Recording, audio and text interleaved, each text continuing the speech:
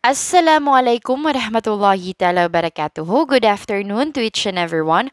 So in this video, we will be discussing the lesson 8, which talks about the introduction to the therapeutic nutrition. So dito pag-aaralan natin yung mga iba't ibang diets, okay, na naibibigay sa isang hospital, okay, para sa mga patient. Okay? So, previously, nung una pa lang na-discuss na natin na sabi natin, food is very essential to life. Okay? So, without food, the human cannot survive, right? So, basically, food is very important kahit may sakit ka or wala. So, itong mga diets na to, bakit natin pinag-aaralan itong mga therapeutic nutrition? From the word therapeutic, meaning ito yung mga type of diets, pagkain na nakakaganda sa condition ng inyong patient. Depende to, kasi itong therapeutic nutrition, it depends on the situation or the condition of your patient. That is why it is very important to have a nutritional assessment. Okay? Pinaka-importante, kailangan ma-assess mo kung ano yung nutritional status ng patient mo. Ano yung mga needs niya so that maibigay mo sa kanya yung karapat-dapat na diet para sa kanya. So, the objectives of nutritional care in disease is first to supply optimum nutrition. 'Di ba? Dahil nagkakasakit na yung patient, kailangan tulungan natin siyang mas mapadali yung kanyang recovery. So, by giving good nutrition or optimum nutrition, nabibigyan natin siya or napapadali natin yung kanyang paggaling. Another is for the healing tissue or to cure the disease as a whole, di ba? Kasi if you do not eat, wala kang energy. You don't have enough nutrients in your body to fight those kind of infection. Next is to support recovery from the disease. So, kailangan mas madali yung recovery, para mas mapadali yung ating recovery process, kailangan maibigay natin yung optimum nutrition. Another is to improve the function of the involved tissue or organ system and also reduce work of the affected organ to promote healing. Example lang natin, okay? May problem ka with your foot. Okay? So, nagkaroon ka ng diabetic foot. So, you need to abide all the nutritional diets. Pwede, syempre dahil diabetic ka, hindi ka pwede yung matataas yung sugar. Okay? Every now and then, kailangan na monitor mo yung blood sugar. So, hindi pwede yung increase yung carbohydrates intake mo. But, you need to increase your protein. Bakit? For the wound healing. So, doon pa lang nakikita nyo na, okay, ito yung needs ng aking patient. So, kailangan increase ang kanyang protein. So, you need to make a plan, a meal plan. That's why, di ba, binigyan ko kayo ng activity na today that you need to make a meal planning. So, that is for the elder lang, ganito, for adult, infant, ganyan, ganyan. Pero, maganda din, bakit ko pinapractice sa inyo yung paggawa ng meal planning? Kasi, when you will have your duties, okay, when you become nurses, magkakaroon ka ng idea, ano yung mga magandang pagkain, okay, na pwedeng kainin ng inyong patient based sa kanyang condition. Kasi, hindi natin maiwasan na tatanungin ka ng pasyente, Ma'am, hypertensive ako, ano yung magandang kakainin ko? Nakakaya naman kung wala kang maisagot sa kanya, 'di ba? So it's very important to know the proper diet, okay, the appropriate diet for your patient. So the illness has many effects on the body's ability to use nutrients based upon the specific requirement. So, pag magkasakit talaga yung tao, the nutrients, okay, in our body is somewhat pwedeng magkaroon ng poor absorption.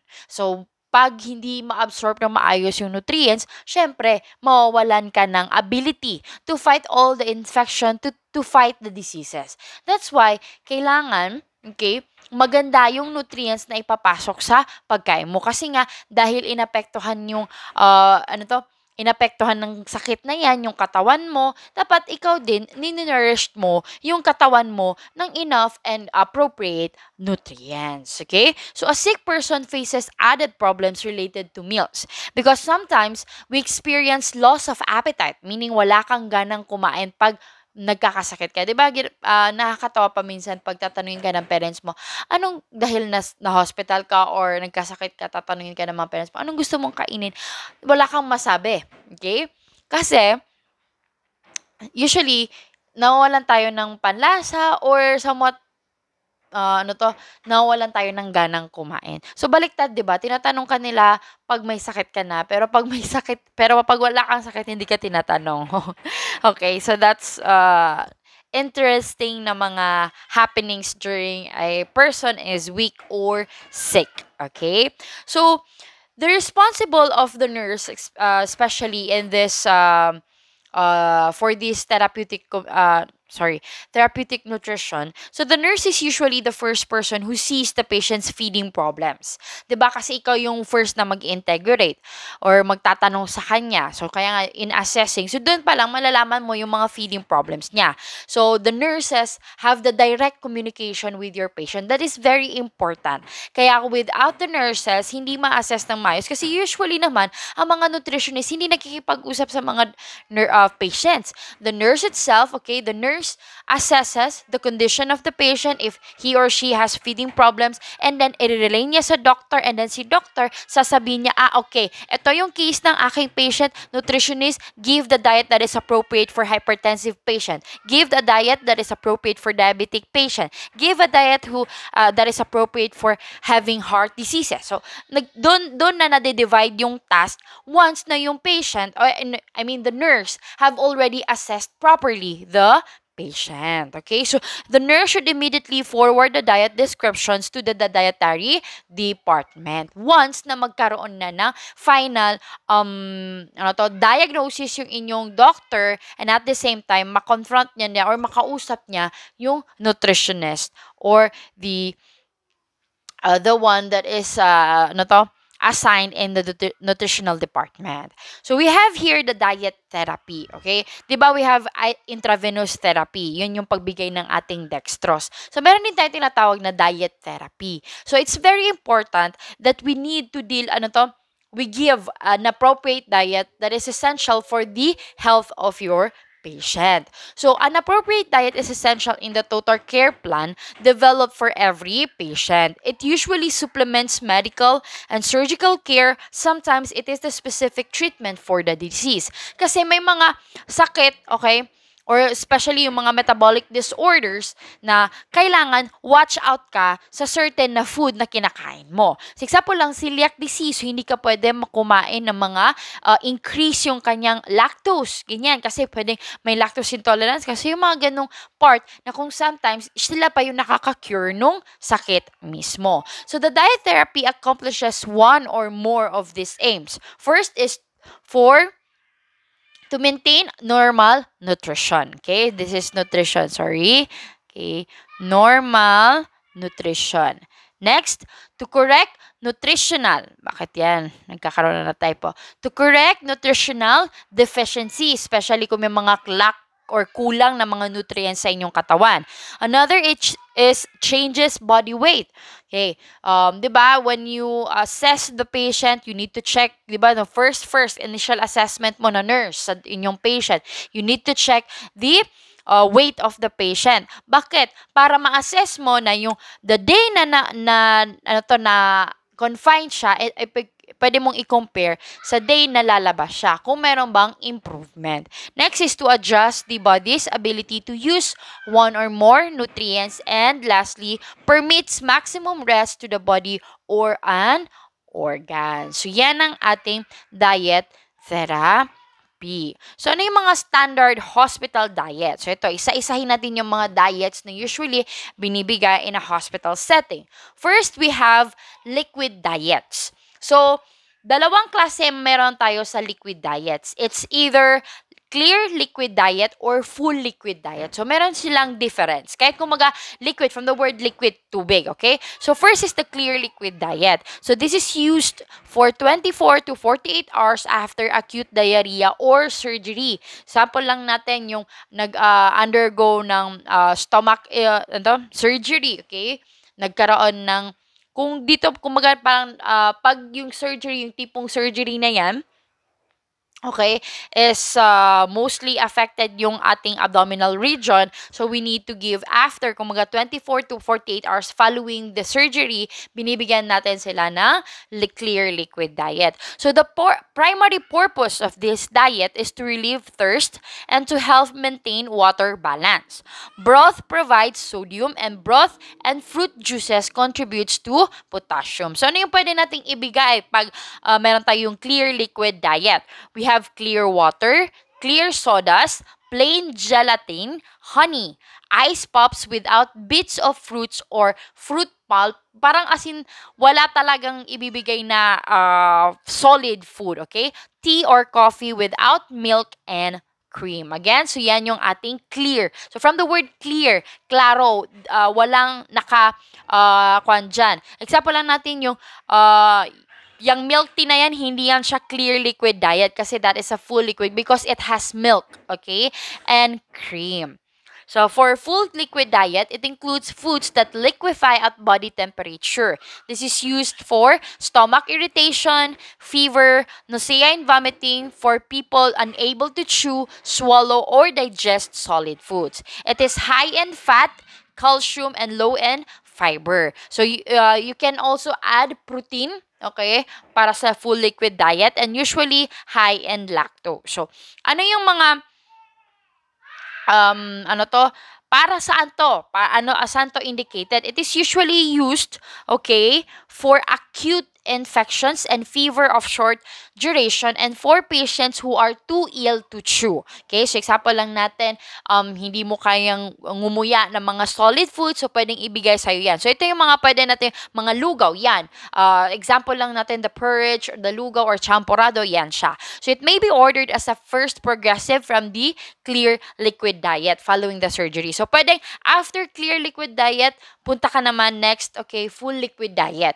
So pwedeng ganun yan siya. Kasi there are times na yung patient, after surgery, hindi pa bumabalik agad-agad yung kanilang elimination process. Okay? So ano yung mga sources na pwede natin or pwede nating iserve pag ganito yung patient is ordered with a full liquid diet. So pwede nating iserve sa kanila yung mga milk and milk products, cooked thin cereals, okay, yung mga oatmeals, so soup and all juices, the yogurt, ice cream, custard, and hot cocoa. Yun lang yung mga examples ng ating full liquid diet. Again, magkaiba po si clear liquid diet at si full liquid diet. Okay? So next next standard hospital diets, okay, after the liquid diet is the soft diet. So it is an adequate diet that is soft in consistency, okay, meaning soft siya in consistency and it's easy to chew, made up of simple digestible foods. It is appropriate for patients who have few or no teeth or ill-fitting dentures. Okay, so yung mga mga soft diets na yan, may mga food dyan, okay? Pero, pinong-pino siya na madali siyang nguyain ng isang tao. So, ano yung mga pwede nating i-serve pag yung patient mo may soft diet na order? So, we have the very tender minced na mga meats, okay? So, very, kumaga in little yan siya. May ground meat. We have stewed or creamed beef. We have fish cooked vegetables. We have pasta. We have soft raw fruits. We have soft bread and cereals and all desserts that are soft and with cheeses. Okay, so yan. Yan yung mga pwede nating ibigay according sa ating soft diets. Another type of diet, okay, is a bland diet. So, bland, meaning walang lasa. So, these are a dietary recommendation for digestive issues or illnesses. Bland foods are those that are soft, low in fiber, and not spicy. Okay? Mostly, parang pag sabihin natin bland, parang konti yung lasa or walang lasa. So, it is used for patients with ulcer and other digestive diseases. And dito, pag binibigay natin to, we need to advise the patient to avoid fried foods, high seasoned foods, okay, mga pastries, raw fruits and veggies, carbonated beverages, nuts, coffee, tea, salted and smoked meat and fish. Usually, binibigyan dito ng bland diet, pwede din yung mga hypertensive kasi kailangan low yung kanilang salt intake kasi it would further increase their blood pressure. But somewhat, pag tanungin natin na, but if we want to be specific, more specific for a diet na hypertensive, talagang isusulat natin na low salt diet. Okay? So, mga sources, we have baked chicken or grilled red meat. We have milk, yogurt, cheeses, and in moderation, ice cream. We have oranges, bananas, grapefruits, and peaches, carrots, squash, potatoes, peas, corn, and green beans, beans, sorry, are safe provided you cook them first. Okay? So yan ang ating bland diet. Another standard hospital diets is we have the low residue diet or low fiber. Again, low residue diet or low fiber. So from the word low fiber, okay, kukonti lang yung fiber. Pero 'di ba para saan nga yung fiber? Para sa pag-release, okay? Ng maganda yung pag-release mo ng stool or tae. So, pag ganyan na pag in-orderan yung patient mo ng low fiber, meaning ang condition ng patient mo, it's either nagtatae siya kasi very active ang kanyang elimination process. So, these are used for patient with digestive and rectal diseases such as colitis and diarrhea. So, the goal of the diet is to have fewer or smaller bowel movements each day. So, gusto natin na malesen yung pagbatatae ng inyong patient. That's why you need to order a low-fiber diet. This will ease symptoms such as diarrhea, bloating, gas, and stomach cramping. So, this eliminates or limits foods. So, dito, when we give low residue or low fiber diet, we need to eliminate or limit foods high in bulk or fiber such as raw fruits, veggies, whole grains, cereals, nuts, seeds, beans, and peas, and coconut and fried foods. Okay? So, next, let's discuss naman yung mga general diets. Okay? Yung kanina, yan yung mga standard hospital diets. Next, we have general diet. So as a whole na yan siya. So, hindi kailangan, kumbaga, na nasa hospital ka na pwedeng gawin natin yan siya day by day. Okay? Pag nasa bahay tayo or gusto lang natin magkaroon ng proper nutrition. So, we have regular or full diet. This is a balanced diet usually for ambulatory patient. Pag sabihin natin ambulatory, yung kaya na, hindi naman after, hindi nagkaroon ng surgery, hindi masyadong sobrang ill, yung parang papalabas na siya sa hospital. So, a regular diet is a healthy meal plan that includes a variety of healthy foods from all food groups. So, kung ano-ano pa yung kinakain mo na very healthy, again, hindi pwede dito, baka sabihin nyo na, ma'am, pwede dyan yung mga, mga pika-pika, pag sabihin pika-pikan or mga pika foods, yan yung mga fried foods, ganyan, unhealthy yun siya. Remember, a regular full diet is syempre, kailangan yung mga nutritious. So, next, we have high fiber diet. So, this moves or itong type of diet na to nakakatulong on the elimination process. This moves quickly and relatively easy through your digestive tract and helps it function properly. A high fiber diet may also help reduce the risk of obesity, heart disease, and diabetes kasi maganda yung paglabas mo. So, ito yung mga example lang ng mga high fiber foods. We have brown rice. We have kale, we have beans, avocados, raspberries, broccoli, oats, green peas, and bran cereal. So, a diet high in fiber lowers your cholesterol, keeps you fuller longer kasi mas parang again pag sabihin natin keeps you fuller longer is busog ka, okay, ng matagal, and reduces your risk of heart disease, constipation, hemorrhoids or yan yung sinasabi nating almoranas, diverticulitis, colon cancer, high blood sugar, diabetes, and obesity. Okay? Next, general diet is vegetarian diet. So, from the word vegetarian, meaning yan yung pag-take lang ng mga vegetables only, no meats or rice. So, a vegetarian diet focuses on plants or food.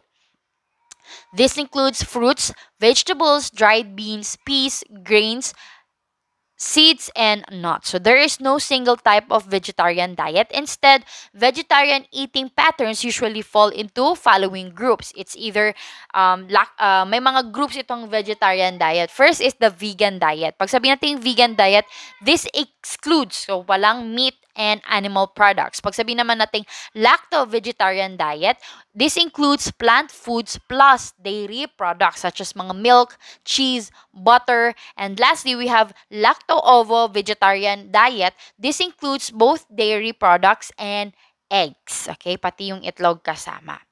So, Okay, so next, discuss naman natin yung therapeutic diet. So kanina, di ba, sabi natin, a diet therapy is given to a patient that is very essential in the well-being of your patient. So meron tayong tinatawag na therapeutic diet, which is a planned diet, okay, a modification of the normal diet of the patient, which is this type of diet is the one that is prescribed by a doctor or a physician and planned by the dietitian. So this is used to supplement the medical or surgical treatment. So the purposes of therapeutic diets, first is to regulate amount of food.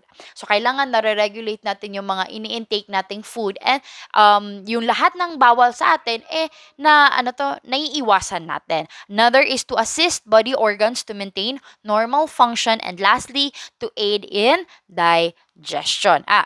Another continue to improve specific health conditions. Another is increase or decrease body weight. And lastly, to modify the intervals of feeding. So, ito yung mga composition ng ating therapeutic diet. So, we have first therapeutic diet, the high-calorie diet. So, from the word high-calorie, mataas ang calories. Okay? So, this is used for patients who are underweight, okay, who have anorexia nervosa. Anorexia nervosa is a mental condition in which yung effect niya sa katawan ng isang tao is masyadong payat, kasi nakikita ng isang tao na sa sarili niya na ang taba-taba niya, pero in reality hindi naman siya sobrang taba. So dahil doon nakikita niya na feeling niya malaki siya, so iniiwasan niya yung pagkain. So we have hyperthyroidism or cancer. So extra proteins and carbs are included. So dito sa high-calorie diet, we need to avoid high bulk foods such as green salads, watermelon, and fibrous fruits. So avoid also high-fat foods such as fried foods, rich pastries, cheesecake, because they digest slowly and spoil appetite. So next, we have the high protein diet. So high protein diet is used for adolescents who need additional growth, or either pregnant, okay, or lactating women, or mag-undergo before or after the surgery, and also patients suffering from burns, fevers, or infection. So regular diet with added protein-rich foods such as meats, fish, milk, cheese, and egg. So, yan yung high protein diet. So, increase natin yung pag-intake natin ng protein. So, this is good for patient na merong mga wounds, okay? Para kasi ma-promote yung wound healing. So, next is the fat-restricted or low-fat diet. So, ito yung mga nirestrict, okay, or low yung fat content ng pagkain na kinakain ng isang patient. So, this is used for patient with gallbladder and liver disease, obesity, and certain heart diseases. So, dito, pag pinescribe to sa pasyente, kailangan they need to avoid cream, whole milk, cheese, fats, fatty meats, rich desserts, chocolates, fried fruits, salad dressings, nuts, and coconut. So, if sabi nyo, ma'am, pwedeng bigyan sila ng salad? Yes, pwede silang bigyan ng salad, but you need to, you need to not give your patient salad dressing. So, tatanggalin yung salad dressings, meaning yung mga veggies lang nakasama sa salad. Another is low cholesterol diet. So, low cholesterol diet restricts foods containing cholesterol. Kasi 'di ba yung cholesterol is not good in our body, especially yung mga bad cholesterol, because it promotes heart diseases, okay? So these are used for patients with atherosclerosis, meaning meron ng fat deposition sa heart cavity, and heart diseases. So we need to limit foods high in saturated fats such as beef, liver, pork, lamb, egg yolk, cream, cheese, natural cheeses, shellfish, whole milk, and coconut and palm oil products. Okay, so next is the sodium restricted diet or the low sodium or low salt diet. So this is used for patients with cardiovascular diseases such as hypertension or congestive heart disease, kidney disease, and edema. Pag sabihin natin edema is a ano to, fluid accumulation in the cavity, okay, sa mga interstitial cavity, okay, na dapat hindi masyadong increase yung tubig dyan. So, avoid or limit addition of salt to any food, smoked meats or fish. Processed foods, hindi pwede. Yung mga noodles, mga canned goods, hindi pwede sa mga hypertensive yan. We have pickles, sauerkraut, olives, and processed cheeses. Okay? So next, we have the low carbohydrate diet. So these are dietary programs that restrict carbohydrate consumption, often for the treatment of obesity or diabetes. Kasi pag increase kasi yung carbohydrate intake mo, remember carbohydrates, kasama dyan si simple sugar, which is your glucose. And diabetes is a condition in which mayroon tayong symptoms na hyperglycemia, meaning increase ang glucose content mo sa blood. So dapat hindi natin ma-further increase ang glucose content sa body. So kailangan i-avoid or ipapababa. Okay? Hindi kasi pwedeng i-avoid natin, hindi talaga kain kasi wala namang lakas yung patient. We need to avoid lang and give medications to a diabetic patient para ma-maintain niya yung kanyang normal blood sugar. So, transitioning to low carb may seem overwhelming, especially where your hunger is concerned. But if you pack each meal with protein, you may be able to keep your carb cravings at bay. So, ito yung mga sample lang ng menu, okay, for a low-carb diet. So, for a breakfast, pwedeng bacon and eggs. For lunch, we have grilled chicken and vegetables. And for dinner, pwedeng tuna salad. So, ito siya, pwedeng gawin nyo siya, okay, kung may makilala kayo na diabetic patient na kailangan i-control yung kanyang carbohydrate intake. So, maganda tong mga menu, okay, mga sample menu lang na gawin niya para at least ma-maintain niya yung blood sugar level niya. So another therapeutic diet, we have low potassium diet. So this is indicated for patients with chronic kidney disease. So low potassium diet can lower the risk of developing hyperkalemia or a condition in which increase ang potassium content or potassium level sa inyong blood. So foods low in potassium, we have sa fruits, we have apple, we have cherries, fruit cocktail, we have grapes, mandarin, oranges, pineapple, and strawberries. For veggies, we have cauliflower, cucumber, eggplant, lettuce, peppers, yellow squash, and radish. For other foods, we have rice, noodles, pasta, cookies without nuts or chocolates. We have pies without chocolate or high potassium fruit. Okay? So next, we have low purine diet. So low purine diet may help to treat or prevent gout attacks. Meaning, gout attacks is kumaga sumasakit yung kasukasuan or yung mga joints ninyo because increase yung uric acid mo. So, yan yung mga gout attacks. So, pwedeng, ito, dito sa low purine diet, binibigay natin to sa mga patient with gout arthritis or every now and then sumasakit ang kanilang mga joints. So, the following foods that are low in protein, we have eggs, nuts, and peanut butter. We have low fat and fat-free cheese and ice cream, skim or 1% milk, soup made without meat extract or broth, vegetables that are not on medium purine list below, all fruits and all fruit juices. We have bread, pasta, rice, cake, bread, and popcorn. We have water, soda, tea, coffee, and cocoa. We have sugar, sweets, and gelatin, and fat, and oil.